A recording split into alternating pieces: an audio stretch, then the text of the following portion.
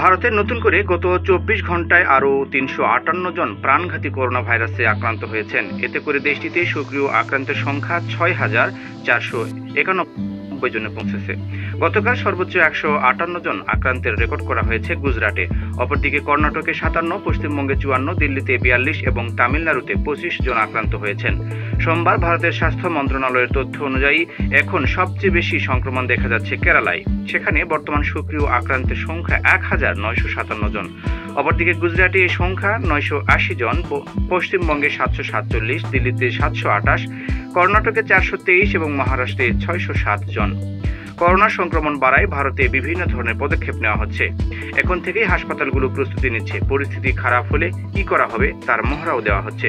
তবে এখন পর্যন্ত যারা করোনায় আক্রান্ত হয়েছেন তারা অতটা অসুস্থ হননি। আক্রান্তের বেশিরভাগ বাড়িতে থেকেই সুস্থ হচ্ছেন। তা সত্ত্বেও সব রাজ্যকে পর্যাপ্ত অক্সিজেন সরবরাহ, আইসোলেশন বেড, ভেন্টিলেটর এবং প্রয়োজনীয় ওষুধপত্র প্রস্তুত রাখতে নির্দেশ দেওয়া হয়েছে। এর আগে গতকাল রোববার ভারতীয় স্বাস্থ্য মন্ত্রণালয় করোনায় ৬ জনের মৃত্যুর তথ্য জানিয়েছেন, কিন্তু আজকের আপডেটে কারো মৃত্যুর কথা উল্লেখ করা হয়নি।